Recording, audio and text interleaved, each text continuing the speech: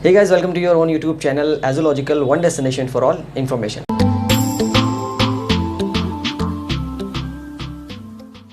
तो गाइज आज की इस वीडियो में हम बात करने वाले हैं JMI, AMU, BHU स्कूल्स की एंट्रेंस एग्जामिनेशन के बारे में। अब चूँकि हमें कई सारे सवाल आ रहे थे, क्वेश्चंस आ रहे थे, डाउट आ रहे थे मेल्स के थ्रू, मैसेजेस के थ्रू, कमेंट बॉक्स के थ्रू कि एक एक्सक्लूसिव वीडियो और लेटेस्ट वीडियो बनाई जाए JMI, BHU, AMU के जो स्कूल एंट्रेंस एग्जामिनेशन होते हैं क्लास 6 के, क्लास 9 के और क्लास 11 के।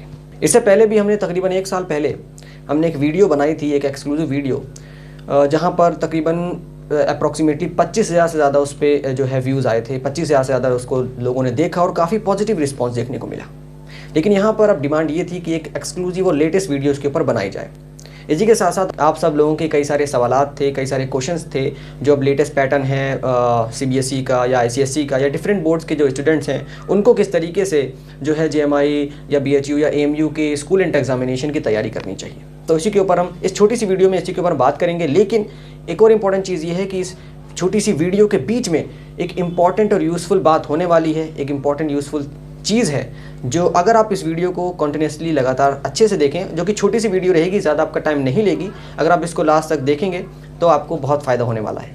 तो चलिए बिना किसी देरी के वीडियो को स्टार्ट करते हैं। तो गाइज़ अगर हम देखें यहाँ पर किसी भी एंट्रेंस एग्जामिनेशन को, चाहे वो स्कूल का एंट्रेंस एग्जामिनेशन हो, चाहे वो हायर जो है एजुकेशन का एंट्रेंस एग्जामिनेशन हो, चाहे वो गवर्नमेंट कॉम्पिटिटिव एग्ज़ाम हो, कोई भी एंट्रेंस एग्जामिनेशन या कोई भी कॉम्पिटिटिव एग्ज़ाम्स में 3 चीज़ें रिवॉल्व करती हैं, यानी 3 चीज़ें जो हैं इंपॉर्टेंट हैं आपको अपनी कंसिडरेशन में लेना, यानी उसको ध्यान देना। वो 3 चीज़ें आपके सामने हैं कुछ इस तरीके से। पहला है आपका सिलेबस, दूसरा है आपका प्रीवियस ईयर क्वेश्चन पेपर और तीसरा है आपका स्टडी मटेरियल। चौथे पॉइंट को भी हम डिस्कस करेंगे जो कि आपके लिए काफ़ी ज़्यादा बेनिफिशियल होने वाला है। लेकिन सबसे पहले हमें ये देखना होता है किसी भी एंट्रेंस एग्जामिनेशन में कि उस एंट्रेंस एग्जामिनेशन का सिलेबस क्या है। तो गाइस जैसे कि आप यहाँ पे देख सकते हैं हमारे सामने यहाँ पर जो एंट्रेंस एग्जामिनेशन होता है JMI का, और जो मैंने तो यहाँ पर JMI का जो है एंट्रेंस एग्जामिनेशन का सिलेबस लिया है, लेकिन ये पूरी तरीके से सिमिलर होता है BHU और AMU से भी, तो आप उसके हिसाब से देख सकते हैं। मकसद यहाँ पर आपको समझाने का ये है कि जो स्टेप बाय स्टेप प्रोसीजर है जो प्रिपरेशन का, वो आपको अच्छे से पता चले। तो सबसे पहली चीज़ जो आपको यहाँ पर देखनी है अपनी एंट्रेंस एग्जामिनेशन की प्रिपरेशन करने से पहले, वो ये है कि आपको सिलेबस देखना है कि सिलेबस है क्या। अब वैसे तो अगर मैं आपको बताऊं तो अगर फॉर एग्जांपल आप क्लास 8 के स्टूडेंट हैं तो आपको अगर क्लास 9 के एंट्रेंस एग्जामिनेशन देना है तो आपकी NCERT बेस्ड सिलेबस होता है, जो कि आपकी क्लास 8 के, अगर आप CBSE के स्टूडेंट हैं तो आपका क्लास 8 का पूरा सिलेबस जो है सिमिलर ही होता है। इस तरीके से अगर आप क्लास 10 के स्टूडेंट हैं, क्लास 11 साइंस, कॉमर्स या आर्ट्स, तीनों में से किसी भी स्ट्रीम्स का जो है एंट्रेंस देना चाहते हैं तो आपका सिलेबस क्लास 10 का ही सिमिलर होता है। लेकिन आपको ध्यान में रखने वाली बात ये है कि यहाँ पर कुछ मॉडिफिकेशन के साथ काम करना होता है और यहाँ पे अब आपको जो अपनी अप्रोच है प्रिपरेशन की वो भी चेंज करना होता है। कैसे?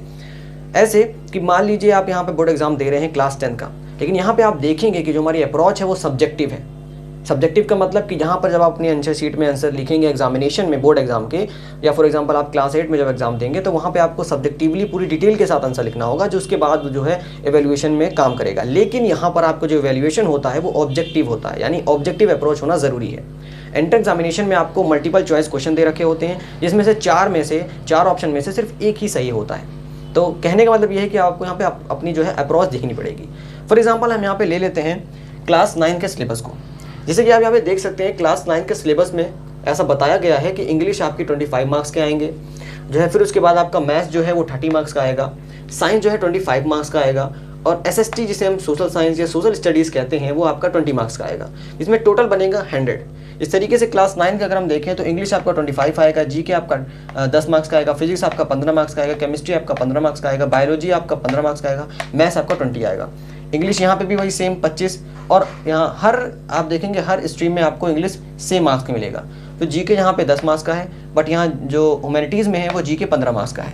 यहाँ पर आपका मैथ्स 25 मार्क्स का है और SST 40 मार्क्स का है, ठीक है। फिर यहाँ पे आपका लेकिन जो GK है वो 15 मार्क्स का है और SST भी 60 मार्क्स का है। तो ये सिलेबस देखना काफ़ी ज़रूरी है, क्योंकि कभी कभार क्या होता है किसी बच्चे को क्लास 10 के जो स्टूडेंट है, अगर उसको मान लीजिए कॉमर्स का तैयारी करनी है तो उसे ये नहीं पता होता कि हमें कितना कंटेंट या किस हिसाब से प्रिपरेशन करनी है, क्योंकि यहाँ पे SST भी आ रही है। तो ऐसा नहीं है कि आप कॉमर्स का की जो है सोच रहे हैं एडमिशन लेने के लिए इन स्कूल्स में से किसी भी स्कूल में एंट्रेंस देने के बाद, तो यहाँ पर आपको सिलेबस थोड़ा देखना पड़ेगा, ताकि उसी लेवल के हिसाब से आप अपना जो टाइम है वो हर एक सब्जेक्ट को, हर एक सेक्शन को डिवोट कर सकें।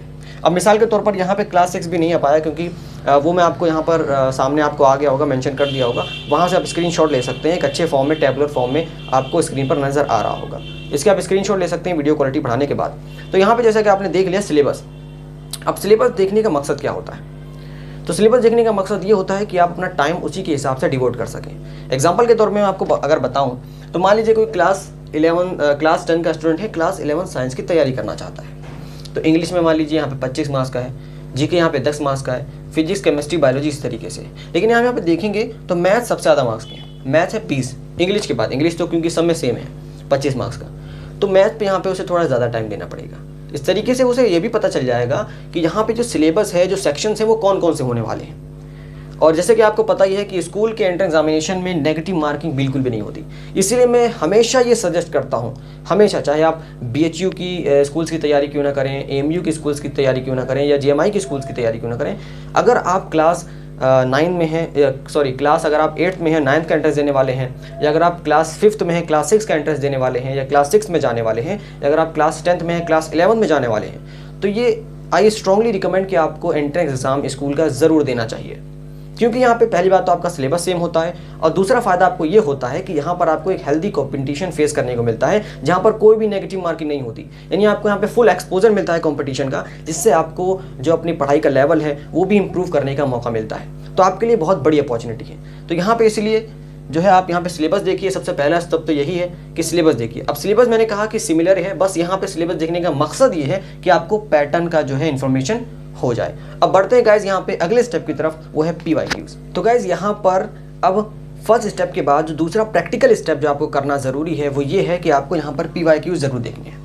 मान लीजिए मुझे जो है तैयारी करनी है, क्लास 10 का मैं स्टूडेंट हूँ फॉर एग्जांपल, या आप क्लास 10 के स्टूडेंट हैं, किसी भी क्लास के स्टूडेंट हैं, अपनी रिस्पेक्टिव क्लास के हिसाब से सोच लीजिए, और आपको उसका सिलेबस देख लिया आपने कि भाई ये सिलेबस आ रहा है, इसमें ये सेक्शन है, ठीक है मैं समझ गया। बट यहाँ पर ज़रूरी ये है कि अगर आपको उसका प्रैक्टिकल एस्पेक्ट देखना है, यानी उस सिलेबस को कैसे अप्लाई किया जा रहा है, उस सिलेबस के हिसाब से कैसे क्वेश्चंस पूछे जा रहे हैं, या उस सिलेबस का जो रियल एप्लीकेशन है, उस सिलेबस को कैसे अप्लाई किया जा रहा है, वो चीज़ यहाँ पर ज़रूरी है देखना। तो इस तरीके से यहाँ पर आप देख सकते हैं कि मान लीजिए यहाँ पर प्रीवियस ईयर क्वेश्चन पेपर है, एग्जाम्पल है क्लास 9 का, कि क्लास 8 का सिलेबस आपने देख लिया, उसमें आप देख रहे हैं कि क्लास 8 में जिस तरीके से साइंस के चैप्टर्स थे, क्या उसमें किस लेवल का क्वेश्चन पूछा गया है, क्या जो हमारी NCERT बुक्स हैं, टेक्स्ट बुक्स हैं, उसमें किस हिसाब से पूछा गया है। तो यहाँ पर प्रीवियस ईयर क्वेश्चन पेपर देखने से आपको फ़ायदा ये मिलता है कि सबसे पहले तो आपको सिलेबस का एप्लीकेशन पता चलता है, तो ये चीज़ आपको उसका लेवल पता चलता है, क्वेश्चन किस लेवल का आने वाला है, और तीसरी चीज़ आपको ये पता चलती है कि यहाँ पर कौन कौन से क्वेश्चन किस किस टॉपिक से ज़्यादा रिपीट हो रहे हैं। तो गाइस अब सवाल ये हो सकता है कि प्रीवियस ईयर क्वेश्चन पेपर हमें कहाँ से मिलेगा, तो इसको भी आपको टेंशन लेने की ज़रूरत नहीं है। हमने अपने यूट्यूब चैनल पर आपको प्लेलिस्ट मिल जाएगी, जहाँ पर हमने सब्जेक्ट वाइज जो एंट्रेंस एग्जामिनेशन के क्वेश्चन पेपर हैं स्कूल के, वो अपलोड कर दिए हैं, जहाँ से आप वॉच कर सकते हैं, जो कि आपको नीचे डिस्क्रिप्शन बॉक्स में भी मिल जाएगा। इसी के साथ साथ अगर आपको कोई अलग से कोई डाउट आ रहा है PYQs जो है एनालाइज करने के बाद, एनालाइज ज़रूर कीजिएगा, तो आप कमेंट बॉक्स में बता सकते हैं। इसके बाद जो आपका अगला स्टेप आता है वो है गाइज स्टडी मटेरियल, क्योंकि अब यहाँ पे हमने सिलेबस देख लिया है, PYQs देख लिए, किस तरीके के क्वेश्चन आते हैं, एनालाइज कर लिया है। अब हम उसको पढ़े कैसे, उसके लिए तैयारी कैसे करें, यानी कौन सा कंटेंट को हम ले यहाँ पर अपनी प्रिपरेशन करने के लिए। तो गाइज़ यहाँ पर अब सिलेबस और PYQ देखने के बाद आपको जो तीसरा प्रैक्टिकल स्टेप आता है वो है यहाँ पर स्टडी मटेरियल, क्योंकि अब यहाँ पे आपने देख लिया कि भाई सिलेबस क्या है, सेक्शन किस तरीके से डिवाइड हो रखे हैं, क्या पैटर्न है एग्जामिनेशन का। PYQ देखने के बाद आपने अच्छा खासा एनालाइज कर लिया, जिसका आपको फ़ायदा मिलेगा। अब उसके बाद आपको यहाँ पे पढ़ना है, यानी किस तरीके से कौन कौन सा स्टडी मटेरियल लेना है। तो सबसे पहले आई वुड स्ट्रांगली रिकमेंड कि आप यहाँ पर सबसे पहली जो चीज़ लेनी है आपको, वो है आपकी NCERT की बुक। जी हाँ, आपकी NCERT की बुक का जो चैप्टर है, जो कंटेंट है, वो आपका बहुत काम आने वाला है, क्योंकि यहाँ पर भले ही ऑब्जेक्टिव टेस्ट हो, लेकिन आपका कॉन्सेप्ट अगर क्लियर नहीं है तो यहाँ पर ऑब्जेक्टिव में ही आप फंस जाएंगे, यानी MCQ में आप फंस जाएंगे। क्योंकि सब्जेक्टिव में तो क्या होता है कि आपको उस कॉन्सेप्ट रिलेटेड अगर 50% भी आता है तो चलेगा, लेकिन जो आपका ऑब्जेक्टिव क्वेश्चन होते हैं उसमें आपको पूरा कॉन्सेप्ट आना चाहिए, तभी आप बता पाएंगे इन 4 ऑप्शन में से कौन सा एक सही ऑप्शन है। दूसरी चीज़ जो आप यहाँ पे ले सकते हैं गाइड के तौर पे, या काफ़ी जो फेमस गाइड है एंट्रेंस की, वो मैं आपको बताने जा रहा हूँ, ध्यान से सुनिएगा।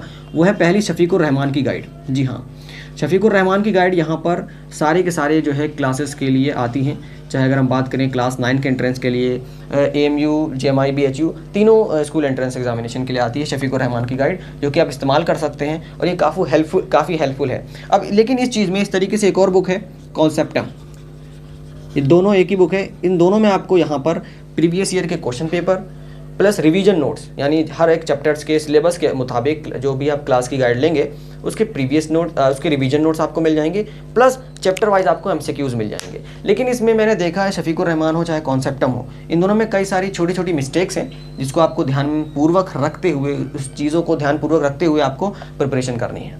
इसके साथ साथ मैं आपको बताना चाहता हूँ कि इसमें आपको एमसीक्यूज क्वेश्चन भी मिलेंगे और प्रीवियस ईयर पेपर भी मिलेंगे, लेकिन जो रिवीजन नोट्स हैं उसको आपको सफिशिएंट नहीं मानना है। जो रिवीजन नोट्स हैं वो सिर्फ पॉइंट वाइज आपको बता रखे हैं उसका आउटलाइन, और आउटलाइन आपको पता है कि पूरे चैप्टर का डिटेल पूरा जो है कंटेंट नहीं होता। आउटलाइन सिर्फ एक ऊपर से स्ट्रक्चर होता है कि वो चैप्टर के बारे में क्या बता रहा है ऊपर से, उससे आपको फ़ायदा नहीं होने वाला। यानी यहाँ पर आपको एनसीईआरटी पहले पढ़नी है, और एनसीईआरटी पढ़ने के बाद आपको, अगर आपके पास दोनों में से कोई एक बुक है शफीकुर रहमान या कॉन्सेप्टम, तो उसमें से आपको चैप्टर वाइज एमसीक्यू प्रैक्टिस करने हैं। प्रीवियस ईयर के भी आप क्वेश्चन जो है प्रैक्टिस कर सकते हैं। अब रही बात कि ये दोनों बुक आपको कहाँ से मिल सकती है, तो अब ये आप ऑफलाइन मार्केट से भी ले सकते हैं, ऑनलाइन से भी ले सकते हैं। अगर आपके ऑफलाइन नज़दीकी मार्केट में अवेलेबल नहीं है तो डिस्क्रिप्शन बॉक्स में हम इसकी जो है ऑनलाइन लिंक दे देंगे, आप चाहे अमेजॉन से या फ्लिपकार्ट से खरीद सकते हैं। अब यहाँ बढ़ते हैं इस वीडियो के सबसे इंपॉर्टेंट हिस्से पर या इंपॉर्टेंट पार्ट पर। तो गाइज अब यहाँ पर सिलेबस देखने के बाद, previous year question paper analyse करने के बाद और इसी के साथ साथ स्टडी मटेरियल लेने के बाद अब आपकी तैयारी शुरू होगी। लेकिन इस बीच में प्रीवियस ईयर क्वेश्चन पेपर आप एनालाइज करेंगे, आपको डाउट आ सकता है। स्टडी जब आप करेंगे तो एंट्रेंस एग्जामिनेशन की पॉइंट ऑफ व्यू से आपको गाइडेंस की ज़रूरत पड़ सकती है, जो कि लाजिम है। अब मैं ये नहीं कह रहा कि आप बिना कोचिंग के नहीं कर सकते, आप कर भी सकते हैं, लेकिन कुछ डाउट्स रहते हैं, कुछ जो है क्वेश्चंस रहते हैं जो यहाँ पर आपके माइंड में आ सकते हैं इस एंट्रेंस प्रिपरेशन के दौरान, क्योंकि इसका जो अप्रोच है वो बिल्कुल आपके बोर्ड एग्जामिनेशन से या आपकी जो रिस्पेक्टिव क्लास के एग्जामिनेशन है उससे अलग है। तो यहाँ पर अब चूँकि कई सारे लोगों की रिक्वेस्ट आ रही थी, जैसे मैंने आपको बताया कि हमने इससे 1 साल पहले जो वीडियो बनाई थी जहाँ पर हज़ारों लोगों ने जिसको देखा था और अच्छा खासा पॉजिटिव रिस्पॉन्स आया था। तो यहाँ पर मुझे कई सारे मेल्स के साथ जो क्वेश्चन आए थे उसमें ये भी आया था सजेशन कि आप यहाँ पर एक जो है क्रैश कोर्स का बैच स्टार्ट करें। हमारा बैच स्टार्ट करने का सिर्फ यही मकसद है कि आपको अच्छी खासी गाइडेंस मिल सके। लेकिन एक और इम्पॉर्टेंट चीज़ जो मैं आपको बताना चाहता हूँ कि अगर आप, यानी कि जो व्यूवर्स देख रहे हैं, जो रिस्पेक्टिव व्यूवर्स, रिस्पेक्टिव क्लासेस के स्टूडेंट जो देख रहे हैं, अगर आप चाहते हैं कि हम इसके ऊपर एक एक्सक्लूसिव क्रैश कोर्स तैयार करें, क्योंकि मैं खुद JMI का स्टूडेंट हूँ और इसी के साथ साथ मैं जामिया स्कूल से भी पढ़ा हूँ और फिर मैं भी एक लॉ स्टूडेंट भी हूँ जामिया में। तो इसलिए अगर आप चाहते हैं कि हम लोग या मैं अपने कंपेनियंस के साथ आपको प्रिपरेशन कराऊँ इस सेंटर एग्जामिनेशन की, चाहे वो क्लास 9 का हो, क्लास 11 के साइंस, कॉमर्स, आर्ट्स का हो, अगर आप ये चाहते हैं, क्योंकि देखिए अगर मैं शुरू कर दूंगा और वहाँ से आपको जब तक मुझे कंफर्म नहीं होगा कि रिस्पांस यस में है कि नहीं, तो हमारे शुरू करने का कोई फ़ायदा नहीं है। और ये हमारे लिए एक अच्छा इनिशिएटिव भी है। तो इसलिए अगर आप चाहते हैं कि हम अपना जो है ये इनिशिएटिव लें, आपकी प्रिपरेशन कराएं, गाइडेंस दें आपको एज अ मेंटर, तो आप यहाँ पर हमें कमेंट बॉक्स में बता सकते हैं। और दूसरी इंपॉर्टेंट चीज़ कि आपको यहाँ पर एक गूगल फॉर्म फिल करना है ताकि आपका यहाँ पर रिस्पॉन्स हमें ऑफिशियली मिल सके।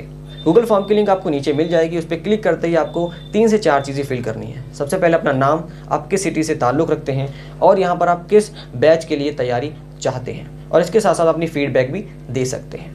तो ये इंपॉर्टेंट चीज़ हमें आपको इसलिए बतानी थी क्योंकि यहाँ पे देखिए, जैसे कि हमने बताया पिछले हमने कई वीडियोस बना चुके हैं, चाहे वो क्लास 9 के हो, 10th के हो, और इसी के साथ साथ बहुत सारी रिक्वेस्ट के बाद हम ये अनाउंसमेंट कर रहे हैं। इसी के साथ साथ हम यहाँ पर सिर्फ और सिर्फ लिमिटेड सीट्स ही लेंगे, यानी लिमिटेड सीट्स ही प्रोवाइड करेंगे। यानी हम नहीं चाहते कि बहुत ज़्यादा बड़े लेवल पर हम इसको करें, सिर्फ हम यहाँ पर लिमिटेड बच्चों को ही पढ़ाने की कोशिश करेंगे ताकि हमारी क्वालिटी एजुकेशन की जो एक एम है वो अचीव कर सकें। तो आप किस देर का इंतज़ार कर रहे हैं, जल्दी से जाइए, क्योंकि यहाँ पर सिर्फ लिमिटेड सीट्स होने वाली है और काफ़ी ज़्यादा रिक्वेस्ट के बाद ही हम इसको अनाउंसमेंट कर रहे हैं। तो देखते हैं आप लोगों का रिस्पांस कैसे आता है। मुझे उम्मीद है कि आप लोगों का रिस्पांस यस में आएगा, क्योंकि हम लोग भी तैयार हैं। और जैसे मैंने बताया कि सिर्फ और सिर्फ लिमिटेड सीट रहेगी, यानी एक बार हम यहाँ पर एक लेवल तक, यानी एक मिनिमम सीट क्राइटेरिया तक पहुँचने के बाद हम इस विंडो को, यानी इस गूगल फॉर्म के सजेशन को या आने वाली ये जो फैसिलिटी है इसको बंद कर देंगे। तो कैसे लगा आपको ओवरऑल इस पूरा वीडियो का इन्फॉर्मेशन, आप हमें कमेंट सेक्शन में ज़रूर बताइएगा। अगर आपको कोई डाउट है या कोई क्वेरी है तो आप हमें कमेंट सेक्शन में ज़रूर पूछ सकते हैं। इसके साथ साथ हाँ, गूगल फॉर्म का लिंक, जो गूगल फॉर्म का सजेशन है, जो गूगल फॉर्म में रिस्पॉन्स है, वो फिल करना बिल्कुल भी मत भूलिएगा। अपने दोस्तों के साथ भी इस वीडियो को ज़रूर शेयर कीजिएगा ताकि इल्म की रोशनी और ज़्यादा फैल सके। अगर आप नए हमारे चैनल पर, चैनल को सब्सक्राइब जरूर करिएगा, वीडियो को लाइक ज़रूर करिएगा और अपना फीडबैक देना बिल्कुल भी मत भूलिएगा। मिलते हैं आपसे नेक्स्ट वीडियो में, तब तक के लिए जय हिंद, जय भारत।